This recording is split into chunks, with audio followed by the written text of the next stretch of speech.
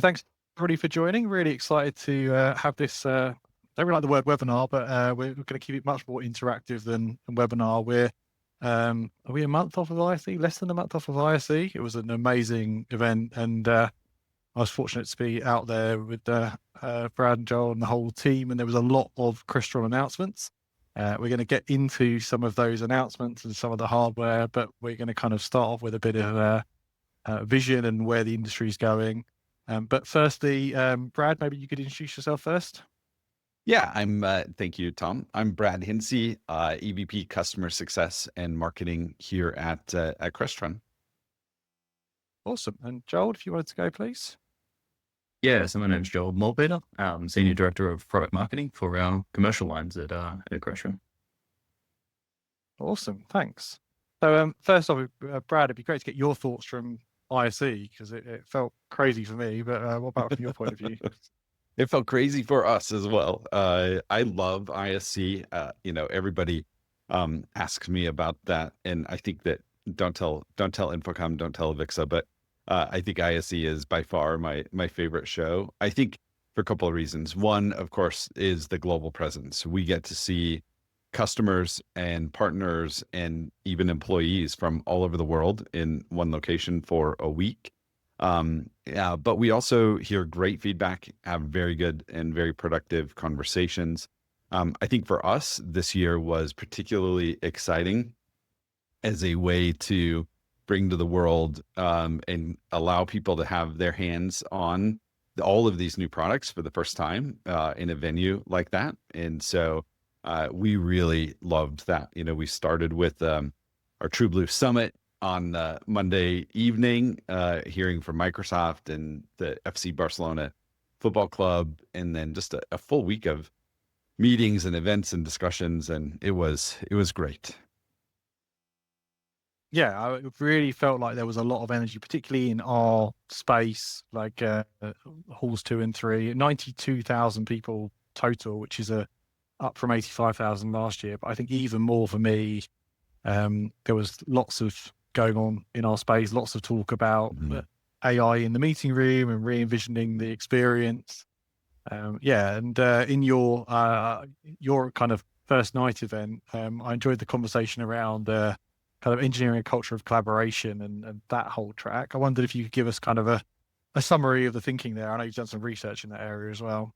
Yeah, we have. I think that, I think this is an acknowledgement of the important role that we all play in this industry in enabling organizations to be productive and to be effective and to go and drive their businesses forward, right? And when we talk about engineering a culture of collaboration, as soon as you put the word culture into something, people will say, "Oh, is this just like corporate woo-woo, that kind of stuff?" Or, are we talking about foosball tables and free lunches, or are we talking about real work? And, we're talking about real work here. And what we mean by this is that organizations have the need to enable their employees to be productive and effective. That productivity and effectiveness comes from collaborating, connecting, whether it's with their employees or outside partners.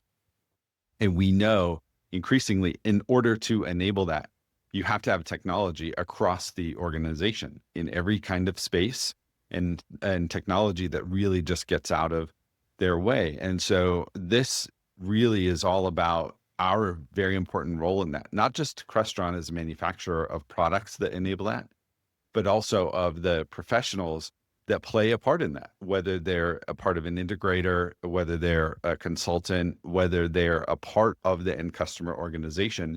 We know that's a responsibility that they have as well to deliver on that. And so that was really part of the conversation that we had at the True Blue Summit, but also more importantly, the whole thing that we're talking about and contributing to. Now, obviously, we have new products that help make that true, right? But it's not just the products that are important, right? It's all of us coming together to go and help deliver on this need from our customers. Awesome. Joel, any other thoughts from the kind of event and the messaging? I think Brad wrapped it all up nicely. We had a bunch of new products that we did lead into just prior to ISE announcing, and then following through ISE with. So excited to talk about those moving in the rest of this webinar. But yeah, overall, obviously ISE is such a magical moment. We started planning ISE a little bit earlier than February, unfortunately. So it feels like that there's this magical moment right before the show starts where it's like sense of relief where everything's done, and then the show starts and that energy kicks back off again, and we're in and out of meetings and events and all sorts of things. So yeah, it was a fantastic show, awesome time. And yeah, really, really good conversations. Awesome. I thought it was interesting. During the event, you had Albert talking from Microsoft, and there was a lot of talk about like thinking about the ease of deployment experience, ease of management. Like, Crestron historically has done very high-end, very complex, like highly configurable scenarios. It feels like you're bringing that world experience together, but there was a lot of thought into, and we'll get into it when we get into the new hardware, but like how easy this is to deploy and how the cable runs and how we set it up, and even getting into some AI technology for configuration as well. Yeah, a very consistent theme we're continuing to hear and kind of solve for as well with our customers is, we need to scale these solutions to so many more spaces today than we ever did before, and so many different types of spaces than we did before. So as anything we make, and I hope you see that common thread through these products, we're really thinking from the deployment first. How does it get deployed? How easy is it to install? How easy is it to scale across spaces? And then we're thinking about obviously the intelligence around the core and the solutions to really make that special. But then we also know that spaces are unique, right? Everyone has a unique view on how a space should operate, what a space should achieve. And then spaces come in all different shapes and sizes, right? I know we like to put them in small, medium, and largest categories, but there's different types of mediums, there's different types of larges, and different types of workflows in amongst those. So we want to make sure we have all the right bits and bobs to solve for all those experiences as well. So we tend to call that the peripheral story. That you have the right peripherals for those right workflows as well. And from our conversation with Microsoft at that event, the scale, ease of management is important just to get the day-to-day job done, but it's also part of enabling AI too. And this is, something that Albert really emphasized. Every meeting room will have those eyes and ears of a camera and a microphone and a speaker. But I think that for all of us, it's important to look at and recognize we have an opportunity to become the infrastructure for AI by delivering and deploying high quality AV. And, there's so much that is happening around personal productivity with AI. And when people begin to really embed that in their own personal and individual workflow, as soon as they get into a meeting, they expect it and want it and need it. And it's really easy today when everyone is remote to take advantage of a lot of AI tools. But as soon as you get more than one person in a meeting room, if you don't have the right AV equipment in the room, then you break the AI supported workflows. And so, I think this is a really great opportunity for us as an industry. We need to start thinking about the devices as that AI infrastructure, right? And the importance and the important role that the high quality AV plays in that. And this certainly informed the way we built these products. And you'll see that as Joel goes into the details, but more than the products themselves, we have to step back and really consider that in the way that we work with customers, the way we design systems, and the way we choose the products that we put into those rooms. Yeah, I can really see that coming through. Maybe we should start with the Collab Compute, and that opens up a whole conversation about power and NPUs. It feels like a lot of thought was going into that. And Joel, I know you said at ISE as well, like a lot of conversations with customers about what they want from their room compute. Yeah. So Collab Compute, is one of the key products or marquee products we launched. We're playing the video for now. A couple of high level points on that one. It's obviously delivering our Team Jerome's experience in this space, right? So it's the core of that experience, delivering the Team Jerome's application. But we really did focus on, those key points and making sure this had the AI processing built in for, today and tomorrow's AI workloads as they shift from the cloud to the edge. We also focused on making sure this could be deployed at scale, right? The way it installs, the way you manage it, the way you monitor it, all of that is built around making sure that you can deploy not just one of these, but many of these across the many spaces the customers have. And then also making sure that it's made and purpose built for those environments, right? We know the IO that are needed in meeting spaces. It's not what typically comes on a traditional compute. So here we really thought about the correct IO that makes these spaces work. So we can have that purpose-built appliance experience as well. Yeah, and it's the Albert kind of dropped some hints during the session about thinking about the futures of what this room compute is going to be able to do in terms of AI in the room, and not just AI as in multi-camera and directing, but actually having a brain in the room for different intelligence scenarios. I don't know how much we can speak to that on the webinar, but it felt like you guys have had a lot of conversations about the compute being ready for this next generation of AI meeting rooms. Yeah, go ahead, Joel. Yeah, so from a hardware perspective on this, our mindset is making sure that there's a certain amount of AI workload today that happens at the edge. A lot happens in the cloud. But as that starts to pivot from cloud to edge for a number of reasons, one being latency, video frames going up to the cloud, coming back again has a level of latency. But also, things like privacy and efficiency come into that as well, right? When we can do it at the edge, it probably makes more sense in a number of use cases to do it at the edge. So on this compute platform, we transitioned into the Intel Core Ultra 5 and Core Ultra 7 as our platform for this as well. So those have those dedicated NPUs on it, ready to take on that localized AI workload at the edge that avoids sending it, all the way up to the cloud and back again. So again, we can do what today's workloads are, but as any more of that either gets developed and dropped onto the team's platform or shifts from the cloud to the edge, we're ready to take it on this compute. Yeah, and Albert's very well familiar with what we built here, because we get to work so closely with Microsoft around these specs. And as I mentioned, we view this as infrastructure for the room, which means as we go out and build this and pull the specs together for what we want to deploy, we need to give it that longer runway that you would expect from infrastructure. And so I think you can see that coming through on these specs. Yeah, I think it's interesting, this next generation of use cases. We're still seeing what's going to come, but I think it's pretty evident for everything that's going on in the industry that horsepower, NPUs, and RAM are going to be increasingly important for some of these new world capabilities. That's awesome. If anybody on the webinar has any specific questions on the hardware, feel free to jump in. Let's keep the kind of hardware bit going.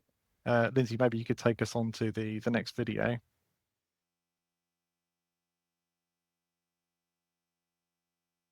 So this should be the 80 series touchscreens, I think.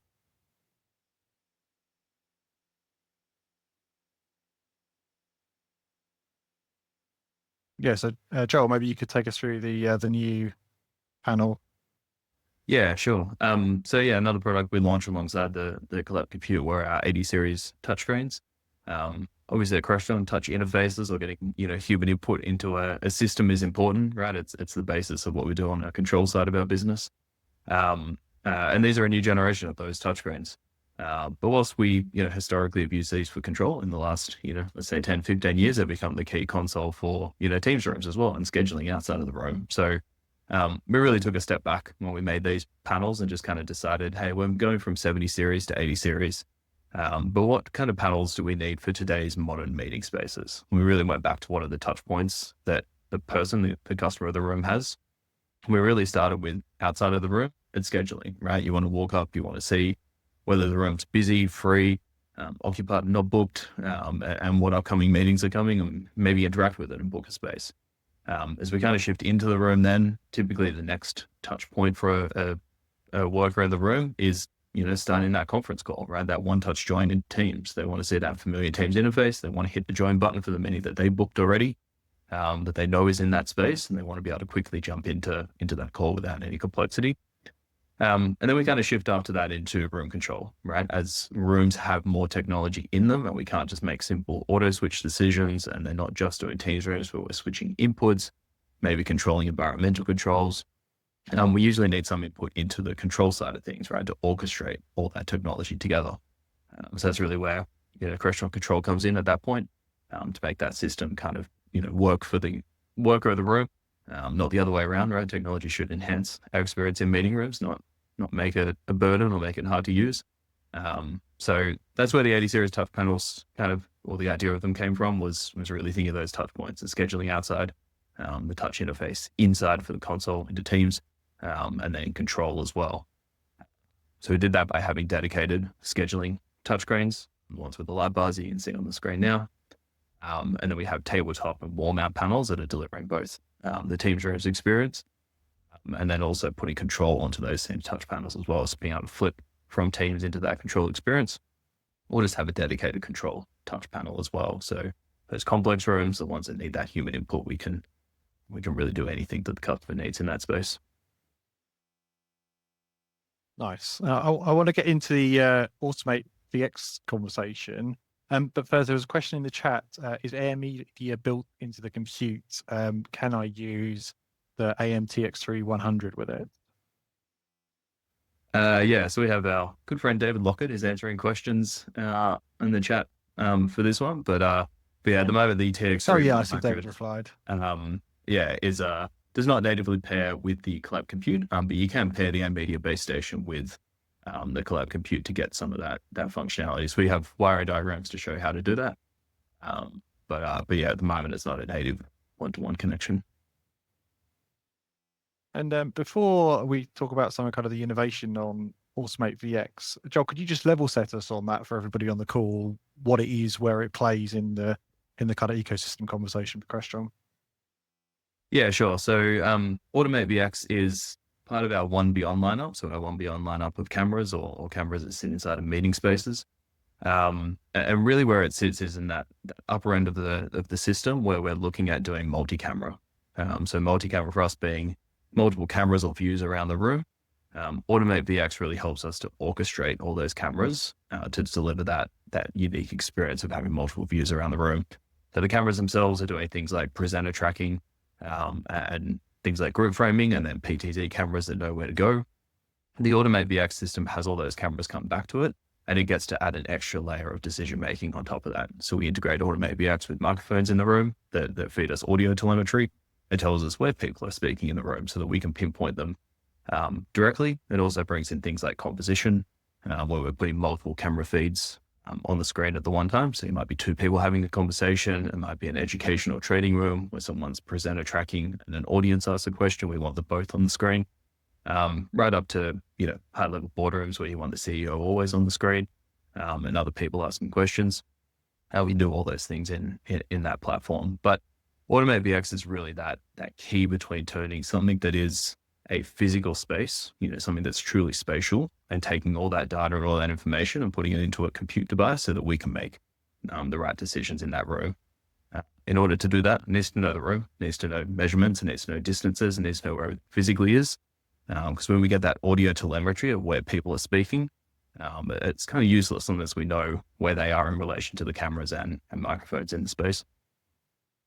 Yeah, and this is one of the areas where I think was the most interesting announcements with the auto measure. So we've been talking about this for a while, but like you've got the power of Automate VX there, and over the life cycle of that product, it's been getting progressively, I think, easier to configure and take advantage of.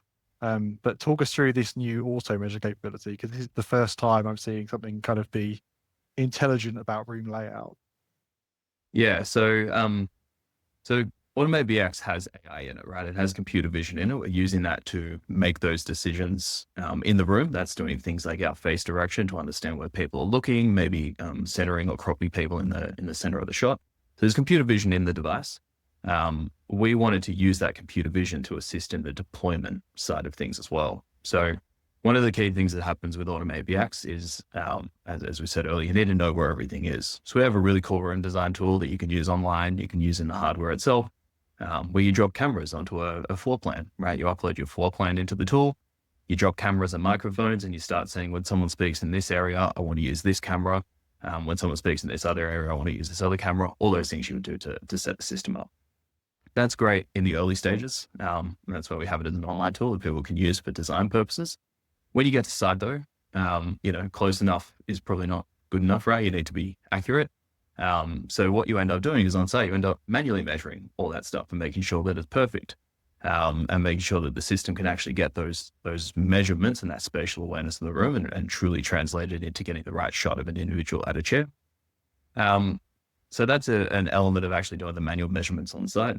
But we also know that when you transition from a floor plan to the real world, things change, right? We've all been in that situation where you get to site and all of a sudden a wall is, 3 foot or a meter in a different direction, or an air conditioning duct turned up out of nowhere, or a window showed up because an architect wanted some more light in the room, right? It's just the realities of floor plan versus actually being in the space.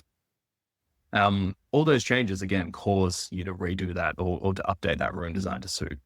So our approach was to go, if we have computer vision in Automate VX, why don't we leverage that to speed up that deployment process? So you still install all the microphones and cameras like you normally would, but as you can see in this video, what we're actually doing is mounting auto measure cubes, as we call them, which have an Aruco marker on them, on the microphones. And then we're using the cameras themselves and the computer vision in Automate VX to self-measure the system.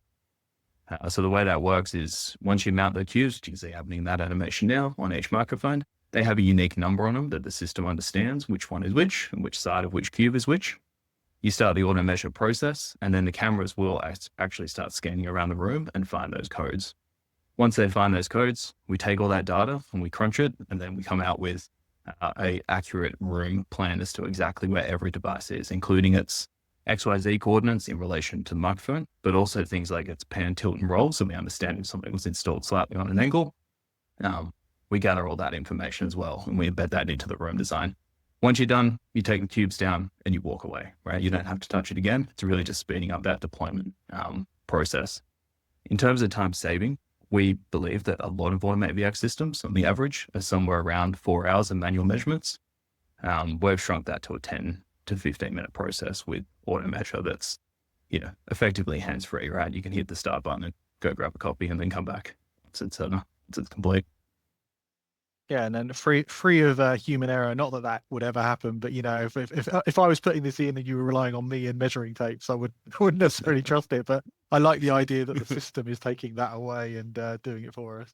Well, I think that in addition to certainly saving the effort of a human doing a lot of that work, right? We're just taking advantage of the technology that we have built, right? And you could only achieve this when a system like this is architected with the concept of being spatially aware and leveraging visual AI. And now we're applying that certainly to the experience of holding a meeting, right? Automatically switching based on audio inputs and framing based on the facial features of the speakers in the room, but now leveraging that same technology to configure and train the system itself, right? You can tell what we're doing here, right? And while this is certainly an important part, it's just another proof point in the value of a system that's architected to be intelligent and leveraging these technologies like computer vision and visual AI to deliver a compelling experience and deployment experience as well. Yeah, Paul's just put in the chat, having just done Automate VX in 2 different spaces, he would have really appreciate having this. So that's nice to see a vote of confidence there. Just missed it by that much. But the next one, Paul, we'll be able to do it much quicker. And this is, again, like you talked about at the top of the session, Brad, about like making it easier and faster and more reliable to deploy this stuff. I think I've seen that over the life cycle of this product. Seeing what you've done with the designer and also some of the also configuration with AI, and this just kind of feels like the next step to get a really great consistent experience. Yeah, for sure. And this is part of that scale conversation, right? We know that our end customers want to deploy a number of these across spaces. That ability to take that cube or that setup process and shrink it to that 10 to 15 minutes means we can deploy more spaces more efficiently, right? And spend more time on actually getting the system and fine tuning it to what the use case of the room is. So what this doesn't take away is understanding what camera do you want to go at which time, right? And how do you want the system to perform when certain actions happen in the room? All of that is still, very unique per space. And that's the freedom of the tool to set that up in that way. It's taking more that laborious process of measuring the room, and it's shrinking that down to an automated process. But there's still a lot of great customization that people can bring to spaces. Yeah, I was going to say that you can still go in and further tune and further refine if you want to as well, and or if you prefer to spend the extra time doing it by hand, that capability is still there, isn't it? I can't think necessarily why you would, but if you're that person that wants to do it, you can. Yeah. Awesome. So let's go on to some more new hardware, the new One Beyond cameras, because they again, this is speaking to kind of getting this higher end multi-camera technology into more spaces, I think, isn't it? Yeah. So whilst we have Automate VX that we really do see a lot get deployed in, let's call them high impact spaces, large meeting rooms, spaces that warrant multiple views from different angles around the room. There are certain room types that warrant that. We then have a lot of single lens solutions, right? A camera at the front of the room, that's great. And maybe you can pair one or two cameras with that. The camera you're seeing here, the i12D, really sits right in between both of those solutions. So it is a multi-camera setup, but it's all in one contained unit. That brings in some really great features like group framing, right? So it understands who's in the room and cuts out the dead space. It has its own built-in mic array so that we can do speaker tracking. So this is speaker tracking in the device itself, not leveraging an external microphone. So your audio system is not dependent on pairing with this, they're completely independent. And then it has some levels of composition in it as well. So we can do things like picture in picture, right? We have multiple lenses on this, so why not leverage the ability to do picture in picture, side by side for things like conversation mode.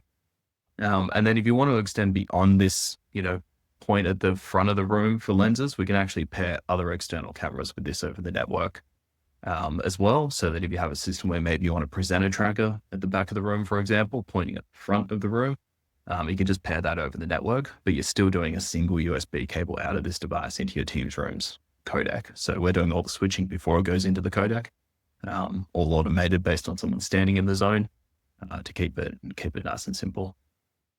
Yeah, that's a really important point, because obviously the Automate VX is, you're getting up to like lots of cameras, but you can actually go to having this at the front and opens view with no additional compute hardware. Just you're bringing it all together into the MTR compute. Yeah, exactly. It's actually a feature we have on both this i12D and also our i12 camera, which is essentially a single lens variant of this. We call it intelligent switching, where over the network, you can have other external cameras connect to this. It's up to 4 total. So, 4 companion cameras, so 5 total. In this case, there's obviously multiple cameras in the i12D. That's counted as 1. But it's bringing those external cameras into that over the network. And then the camera itself is doing all that video switching for you. So it's that what the codec sees is one USB feed coming out. And we're doing the rest over the network. So there's a lot of use cases, training rooms and stuff, where maybe you want to have, a camera at the front of the room for, let's say, 50% of the use case, but then you want someone to be able to stand up and present. And when they stand up, we can switch automatically, which is a really neat feature that as soon as someone stands in a zone, we'll make a switch or a transition across those cameras. But being Crestron, it wouldn't be right for us to not have that be controllable as well. So you can move all those camera switches to a touch panel so that someone can say, hey, I want to pick this camera at this time.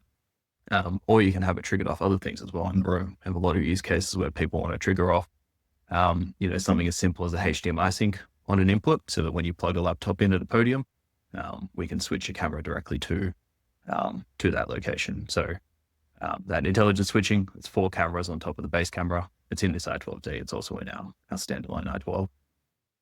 That's quite a lot of cameras without Automate VX. How should we think about, Joel, when you jump up to Automate VX and why?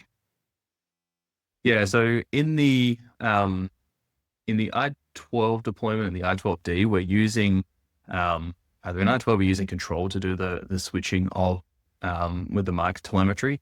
In the i12D, we're using the mic inside of the camera itself. But anywhere where you have over 5 cameras is the first point, right? So if you need 6 cameras up to 12 or even more than that, Automate VX makes sense.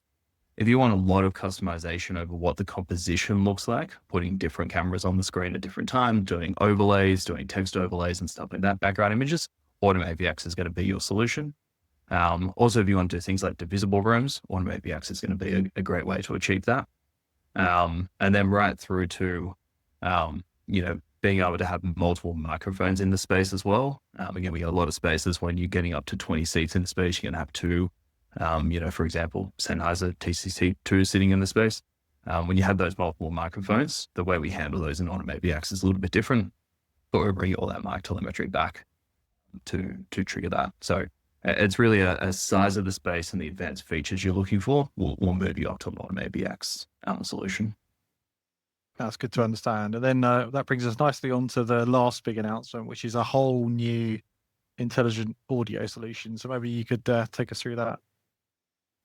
Yeah. So, audio in a meeting space, it's pretty important to the context, right? The cameras are important, but also the audio, both being able to speak to the far end, but hear the far end is important. And the AI recognition now as well. It's I've seen customers certainly treating audio more seriously in light of we want perfect transcription and therefore we need to capture all the people across the entire room. We have always been saying it's important for the experience, but when it comes to AI recognition, it's more important still, I think. Yeah, AI is, especially when we look at things like facilitator, they're effectively participants in the meeting, right? They're listening and understanding what's happening in the conversation flow and keeping the meeting in, making sure things happen at the right time and letting you know when it's ending and who said what into translation and transcription, right? Those are problems, or the problem of that not being heard well is something that as a room gets larger, gets exponentially harder to achieve as well, right? In a 2-person focus room, it's not simple, but it's far easier than a 20-person boardroom to achieve that same outcome. So NAX Intelligent Audio for us is we call it an audio platform. It really is looking at the fact that we have, again, there's so many types of spaces that people are trying to deploy so much faster today than before, that we need that scale. So we created this platform or this ecosystem of devices that are all based around this hub, and it's a little black box on the right-hand corner there that goes in every space. But then you have a series of devices that sit in the room, and you can pick and choose those devices that scale up and allow you to deploy across many spaces. So that goes from things like the pods that sit on the table, you can see in that earlier animation, right through to things like ceiling speakers and a partnership we have with Sennheiser around the TCCM. That you can put different combinations of those in those spaces to, again, scale. So a system could start as simple as one of those pods. That's a mic and speaker pod in that case, and you could scale up to 8 of those in a space as well. So you move up to a training room or a boardroom instead of a huddle space, you just simply add more of those pods. Those are all network connected in this case. So we're leveraging our knowledge in AV over IP to connect these devices back to that hub. So everything's PoE powered, everything's network connected. They go back to that hub. Once you pair them, we really did want to focus on what we call a minimal time to audio in this case as well. So one of the reasons we call that box an audio processor is it has DSP in it, but it's not a traditional DSP, right? You don't open it up and see all your ins and outs and drop blocks in and wire it all up. That's actually all handled for you in the back end. All you do is you pair these devices, you auto discover them, or they get auto discovered, and you click pair. Once that's done, the system's running. You have audio coming in from the far end and you're speaking, and the far end can hear you as well. So then it's a simple USB connection over to your codec, much like we do with the camera. And then, you're good to go. AI can hear you and you can talk to the far end as well. Yeah, again, that ease of deployment and certainly the PoE and the IP makes that a lot easier, definitely. So I'm going to ask the important question for a lot of people on here. Like it's all well and good showcasing, and I got to see it all in person in ISE. But what are the kind of timelines and shipping timelines on the new hardware? Yeah, so we are closing the last couple of bits and pieces we have to ship these out. They should all be shipping in that Q2 timeframe. They're all kind of dropping at slightly different times. But certainly in the meantime, if anyone wants to get more details on this, please reach out to your Crestron contact or myself or Brad or anyone you know at Crestron. We have demo units out in the field that we're actively showing these to customers, doing demos, setting them up in spaces. And we have a number of our experience centers and spaces with these products in them. So please reach out. There's definitely a way to get hands-on with these and understand them further. And as soon as they're ready to ship, we're super excited to get them out to our customers. Awesome. Yeah, if anybody on the session's got any questions, feel free to throw them into the chat as we go now. But that's quite the lineup of announcements. Like not one, not two, not three. And it feels like, certainly from my point of view, I know you went through a lot of this in the ISE talk as well. Like the level of thought that's gone into what 2026 and beyond meeting rooms experiences. And I'm not sure meeting rooms is even the right word, but the kind of AI enabled spaces really feels like that's coming through. Yeah, it's been a busy last couple of years actually, and especially the last couple of months as we have prepared this. But I think that many of these things are, we've always needed microphones, we've always needed speakers in a room, right? We've always needed a camera. It really is just how do we combine the basic needs of a space, and then layer on intelligence and input from our customers, input from our dealers to really make that experience exceptional, and then build these products. And that's how we have continued to innovate here at Crestron. And there are things that, we talked a lot about the specifications of the compute, but there are also things that were engineered specifically for faster deployment, including the mounting bracket, right? You saw a little bit of that. That was a sleeper hit at ISE, right? But that's a thoughtful design choice and element that we made deliberately to make the deployment and management of these products much simpler and easier, right?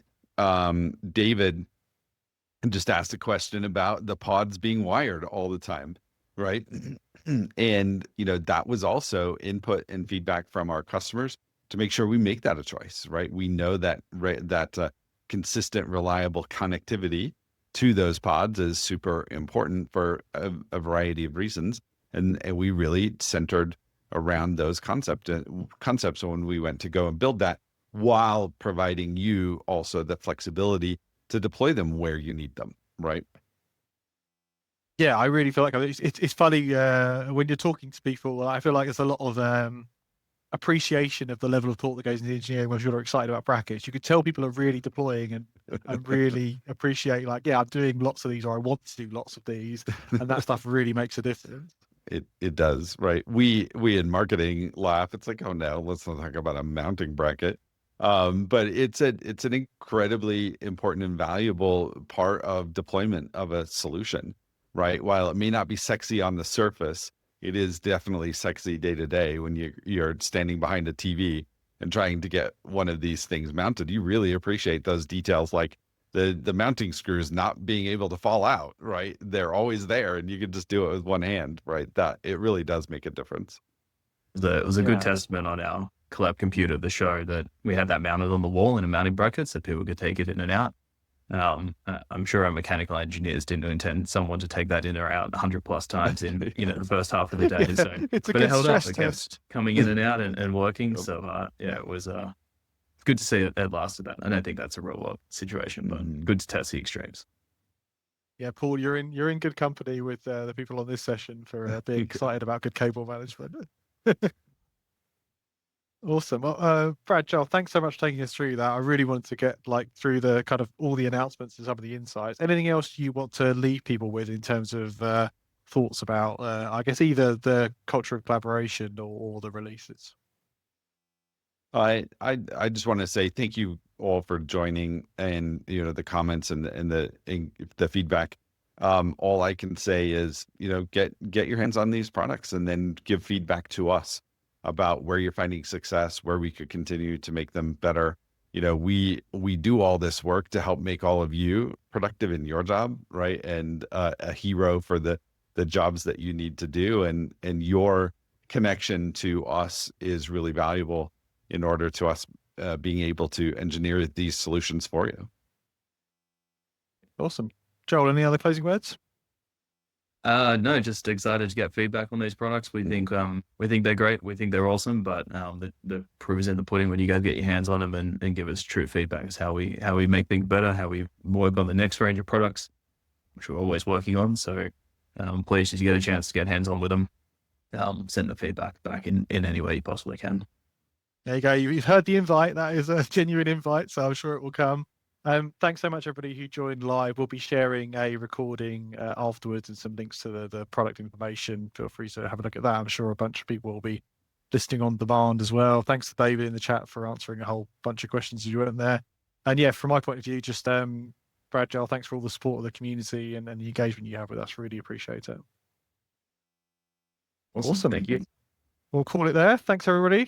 See you all soon. And yeah, next time we're on, I think we've got some more events over at Empowering Cloud. If you want to go have a look there, we've got the Fireside Chat and the MTD AMA coming up. So on the devices side, those are definitely worth a look. Cool. Brad, Joel, thank you so much. Appreciate the time. Thank you, Tom. Thanks. Cheers, everybody. Thanks a lot.